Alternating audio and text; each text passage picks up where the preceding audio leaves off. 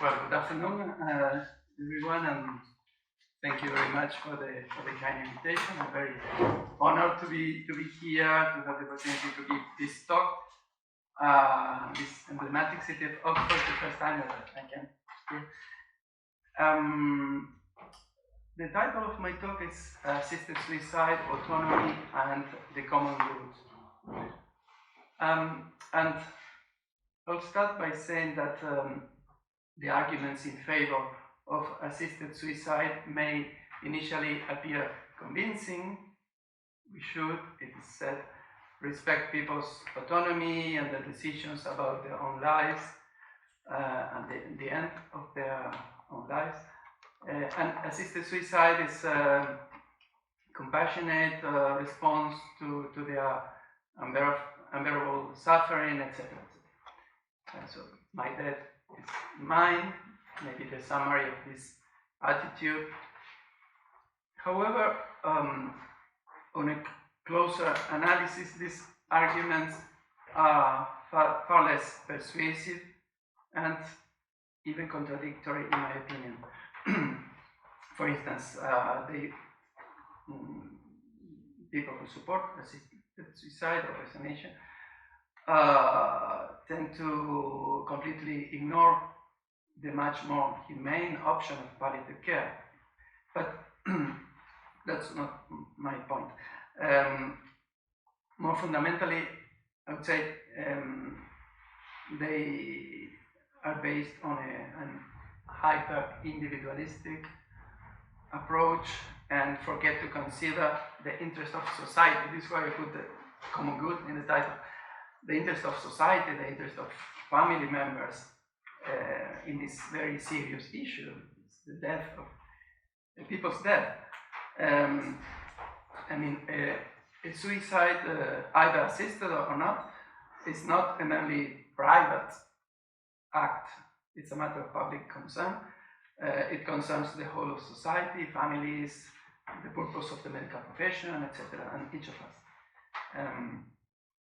I want to cite this well-known poem by John Donne that says, "No man is an island entitled itself. Any man's death diminishes me because I'm involved in mankind." So that's expressed very well, I think, the idea that I want to convey here. In my lecture, I will first present very briefly some philosophical objections that have been raised against the morality of assisted suicide across history, at least in the Western world. Then I will briefly analyze the meaning of the interplay of two notions that have a central role in these discussions. These two notions are dignity and autonomy. So this is the general outline of my lecture. But before proceeding, I'd like to clear the ground and define some terms. First of all, I need to say that most of the arguments I will present are not exclusive of assisted suicide, but also apply to euthanasia. So both practices are conceptually and legally different, but from a moral point of view, I think the difference is not so relevant. I would dare to say that they are morally equivalent. So the distinction between both can be relevant from a legal point of view, given that some countries allow assisted suicide and not euthanasia. This is the case of Switzerland, Germany, and other countries. So what's the conceptual difference between them? Assisted suicide consists in deliberately assisting another person to terminate his or her life. Here the lethal action is performed by the person who will die. The other one helps it by providing the lethal substance, a glass with the pentobarbital. In contrast, euthanasia, also called mercy killing or killing on request, is the act of deliberately ending another person's life with the declared intention of relieving that person's suffering. Here, the last act is performed by someone other than the person who will die. Technically, it's a homicide, with the difference that it's motivated by the intention to relieve suffering, and it's done, or at least it's supposed to be done, with the free and informed consent of the person who died. I would also like to emphasize that the withholding or withdrawal of life-sustaining treatments that are considered futile, burdensome, is not euthanasia. Because in this discussion sometimes they are mixed. I think these two practices that I mentioned are generally regarded as ethically acceptable and even mandated, as they aim to prevent the so-called therapeutic obstinacy, that is the administration of disproportionate, useless treatments. Here there is no intention to kill someone or to help someone to commit suicide. The death that may follow is rather the side effect, the secondary effect, non-wanted effect of the suspension of the treatment. Some scholars call this passive euthanasia, but in my opinion, this expression is misleading, unhelpful. I think it's better to reserve the term euthanasia to the act of intentionally, actively terminating the life of a patient. Having said that, if we take a historical point of view, we must remember that for many centuries, and until only a few decades ago, both assisted suicide and euthanasia were regarded as morally reprehensible and were even prohibited by law. As a matter of fact, they are still illegal, prohibited in most jurisdictions across the world. Both practices were also considered contrary to the most basic principles of medical ethics, and the paradigmatic example of this is the Hippocratic Oath from the 5th century before Christ, which says, I quote, "I will never give a deadly drug to anybody who asks for it, nor will I make a suggestion to this effect." For centuries, physicians have taken this oath before being authorized to practice medicine. They took the commitment not to harm the patients. This is the famous principle, primum non nocere.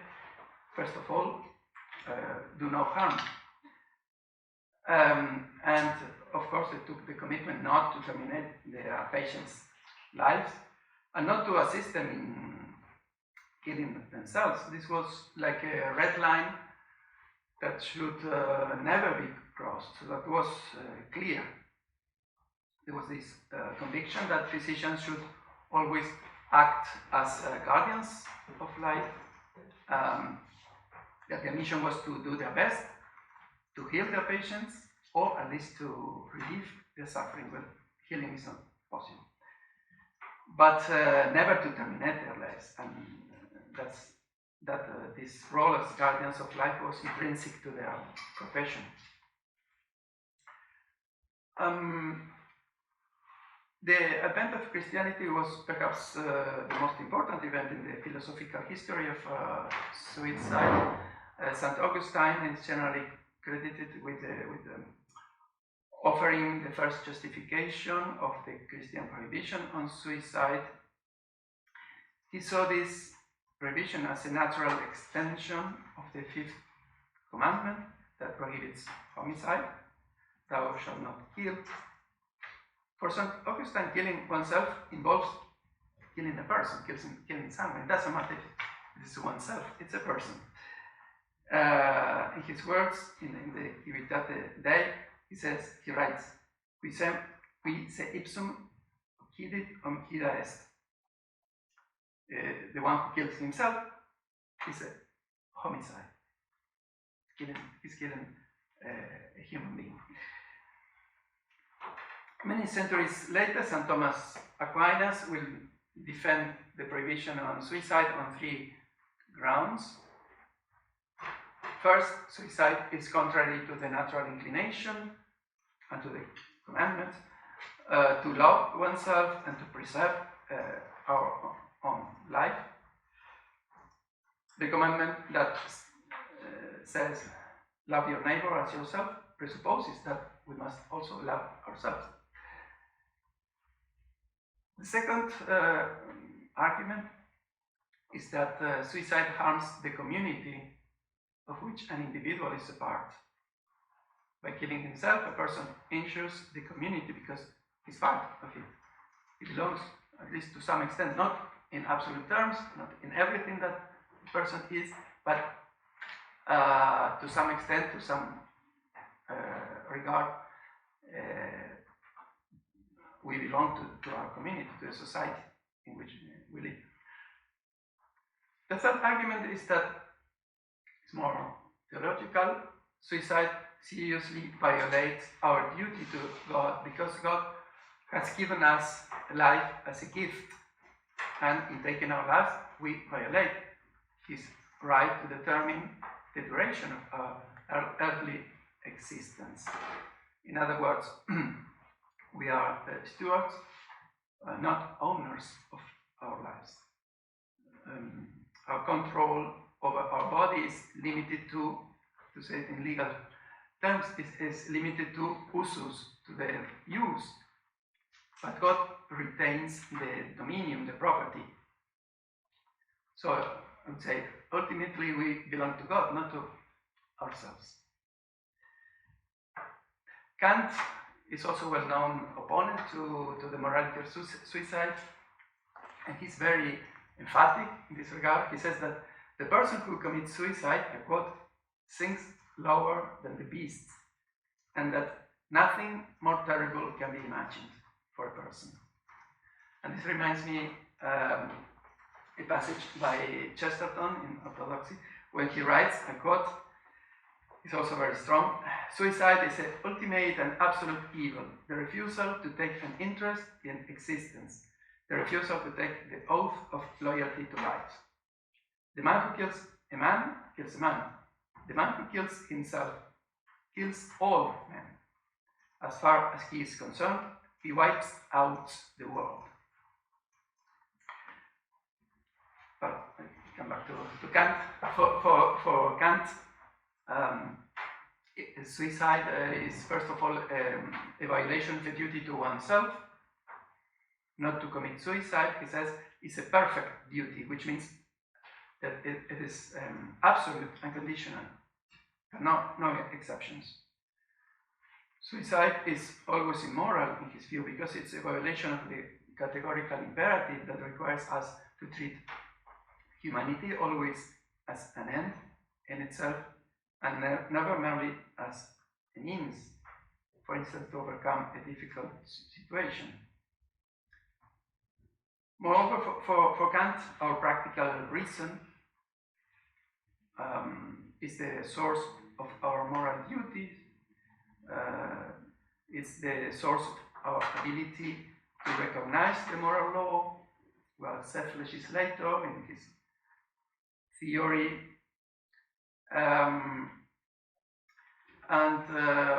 which doesn't mean that we invent morality, but we recognize morality within us, the moral law in us, using our reason. So he concludes that it's a practical contradiction to suppose that the same practical reason can legitimately destroy itself, destroy the very source of morality. It's a contradiction. Use autonomy to destroy autonomy. But for Kant, suicide is not only contrary to the duty to ourselves, it also violates a duty towards other people. I quote, the duty of spouses towards each other, of parents towards their children, of citizens toward the authority or toward their fellow citizens, and finally the duties towards God, because the person who commits suicide abandons the place entrusted to him in the world by God without having been invited to do so. In some ways very similar to St. Thomas Aquinas. Well, now, having said that, in this second part of my talk, I will briefly introduce two concepts that play a prominent role, sometimes conflicting roles, in the debate on assisted suicide and euthanasia. These two concepts are dignity and autonomy. So first, a few words about dignity. This notion is an overarching principle in not only law, but also in bioethics, medical ethics, especially after the Second World War, really took a prominent role in international human rights law, in the Universal Declaration of Human Rights, the reference to the intrinsic dignity of human beings, etc. It's the first time that the international community agreed on this universal dignity and recognized universal rights to everyone just by being human. Dignity, so what dignity means? Dignity refers to the intrinsic, inherent value of every human individual. To speak of intrinsic or inherent value is to say that every human being deserves to be respected just by virtue of his or her human condition alone, regardless of any other circumstance or nationality, age, health condition, socioeconomic status, etc., etc. So saying that all human beings have intrinsic value is the same as saying that all have the same value. So that there cannot be degrees of dignity. It's a notion that is either or you are a being with dignity, with intrinsic value, or not. It's different with another understanding of dignity, another role that dignity plays in immorality. It can be called moral dignity, which refers not to the being, to the ontology, or what an entity is, but with behavior. In this regard, I would say a honest person has more dignity, moral dignity, than a pickpocket. So there are degrees here, but we are referring here to intrinsic dignity. This, by the way, as I mentioned, the meaning that the international human rights law attached to this notion, when it refers to the inherent dignity of all members of the human family, the Universal Declaration, and dignity is also presented by the two main international covenants on human rights of 1966, two pillars of international human rights law, refer very explicitly to dignity as the source of human rights. They say human rights derive from the inherent dignity of human being. I think this is very, very relevant because it means that dignity is like a pre-existing value, a pre-legal value, principle. That it does not depend on the goodwill of the lawmaker. So the states, also this is in the Universal Declaration of Human Rights, states are obliged to recognize the personality of every human being. The other key notion here in these discussions is autonomy, patient autonomy. Patient autonomy was not in the Hippocratic Oath. It's a concept that appeared or developed especially in the last decades regarding medical ethics. So the last few decades have witnessed an increasing emphasis on patient autonomy, and this has led to a consolidation of patients' rights, the right to self-determination, including the right to make decisions about their, for instance, end-of-life care, to consent or not to the treatments proposed to them after having been duly informed of the nature, purpose, risk, etc., etc. The possibility of drawing up advanced directives to express consent or refusal to certain treatments is also part of this new emphasis on patient self-determination. And all this is good. It's good that patients are treated as persons and not as children. So they are persons. They have the right to, of course, to know what are the treatments proposed by the physician, and to say if they agree or not, if they are in conformity with their own values, preferences, etc. That's perfectly fine, of course.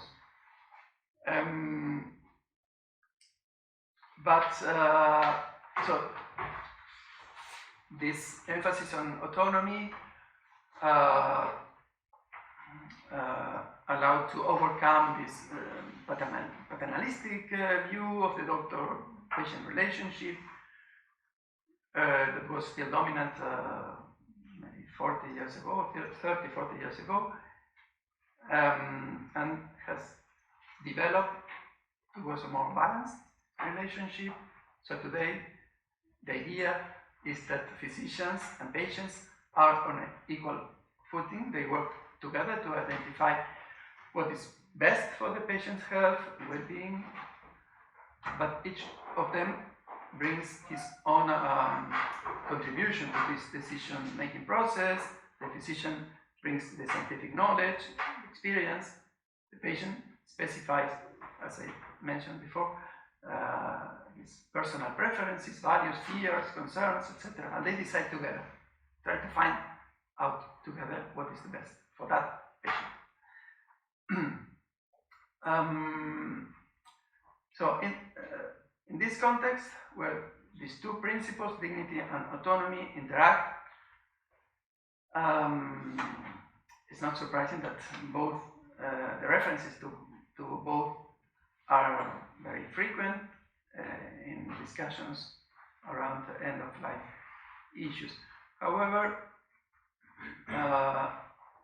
it should be pointed out that sometimes opposing positions on these practices, euthanasia and assisted suicide, invoke the concept of dignity to justify the point of view. This may surprise us. How is it possible that those who are against assisted suicide and euthanasia invoke dignity, and those who are in favor or do the same? I think the explanation of this is that they use dignity with different meanings. Those who support these practices claim that allowing terminally ill patients to take a drug that will end their lives at a time and place of their choosing serves their dignity, in the sense that they are in control of their ends. It's they who decide. In contrast, opponents to these two practices argue that these practices are a direct attack on dignity because they involve the intentional killing or the complicity in the suicide of a human being, a being with an intrinsic value. So there are these two different perspectives on dignity. Supporters of these two practices use dignity as a synonym for autonomy, self-determination. Autonomy is regarded as an absolute value that can be invoked to end one's own life. But sometimes they use the term dignity in the sense of, and this is one of the contradictions, they use the term dignity in the sense of, not of autonomy, but of quality of life, to argue that the burden of a serious or terminal illness can be so heavy that patients may come to think that they have lost their dignity, intrinsic value, and that it's therefore better to die. On the other hand, those who oppose euthanasia and assisted suicide use the term dignity with the meaning of intrinsic value. Again, killing a person is the same equivalent to deny his or her dignity. Why? Because that person is reduced to purely instrumental value, whereas he or she should be treated as an end in itself, as Kant would say. By killing someone, we are also killing his or her autonomy and in an irreversible way. But in fact, the intrinsic value of in the human beings is not something that they can freely dispose of or give up, for the same reason that fundamental rights cannot be waived. This is very clear in law. Even if I want to become someone's slave, I cannot agree to take part in medical experiments that would involve my death or serious harm. I cannot sell my kidney to get some money. I cannot accept inhuman or degrading working conditions, or labor law, for instance, very full of these restrictions. The consent is not enough to remove these principles. So the law is full of such limits on our self-determination, and these limits are called principles of public order, ordre public, which, as they are called in law, which means that they cannot be derogated from by agreement between individuals. Why? Because they touch the very foundation of society, because they are very close to human dignity, as it's the case of the principle of not killing. The prohibition of killing is very fundamental to a society. I could say many other arguments, but I like to point out that according to several studies, it's not pain is not the main reason why some patients may request assisted suicide or euthanasia, but depression or isolation. It could be also personal psychological factors, poor family cohesion, the perception of oneself as a burden for others. So these are the empirical studies show that these are the main factors that may lead someone to ask for assisted suicide or euthanasia. So knowing that, it's not surprising that once depression has been adequately treated, when the person feels cared, loved, as for instance in hospices, units of palliative care, etc., their quality of life improves, and they give up their desire to hasten their death. That said, the argument of absolute autonomy seems to me misleading. So it seems to me a myth. We live in very individualistic societies, as we know, hyper-individualistic societies, and this trend wants to make us believe in the myth of absolute independence, but it doesn't correspond at all to the reality of our human condition. So we only have to look back at our lives since our childhood to realize that we are not absolutely independent. We are profoundly dependent on each other. And illness is something, an event that makes this vulnerability more visible. But we have been the whole of our lives vulnerable, dependent.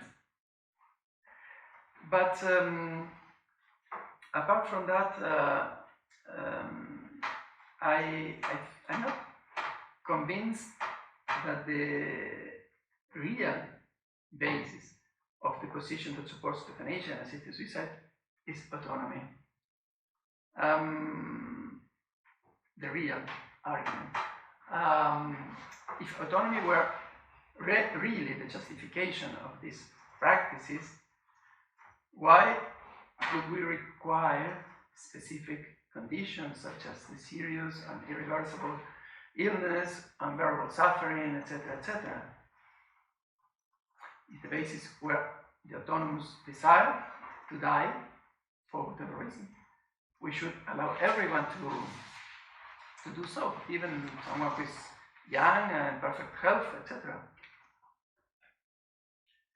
In fact, the requirement to fulfill certain conditions shows, in my opinion, that the real, maybe unconscious or probably unconscious basis of the position that supports these practices is not autonomy, but the idea that some lives have no intrinsic value, that they have lost their value. But of course, saying this means going openly against the idea that of human dignity, because as I said, the idea of dignity stresses that our lives have an intrinsic value and there are no degrees of dignity. But from that, I think there's something also contradictory or even absurd about wanting to eliminate suffering by eliminating the sufferer, the person who is suffering.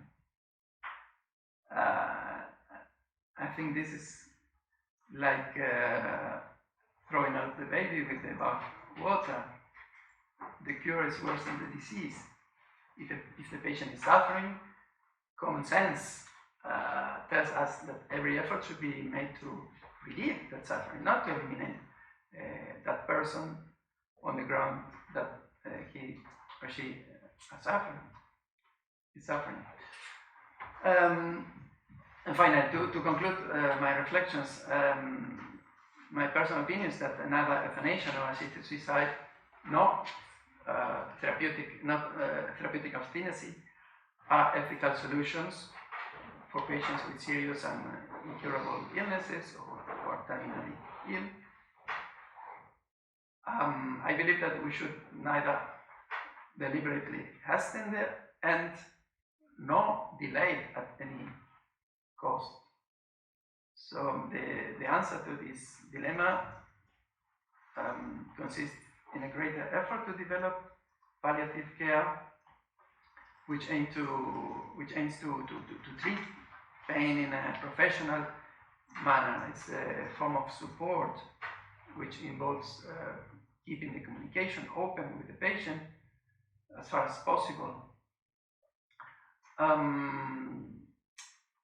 Claire Fourcade, who is president of the French Society for Palliative Care, says that very clearly. She said, palliative care is a promise not to give up. Through this care, we're implicitly saying to the patient, whatever happens, we'll be there. Even if it's difficult, we won't run away. We do everything we can to support you and relieve your pain. And I like to end my talk with a metaphor from another French scholar, bioethicist, Jean-Claude Bedrancenet, when he writes about end-of-life care and the need to find a middle way between these two extreme attitudes, which are therapeutic obstinacy and assisted suicide and euthanasia.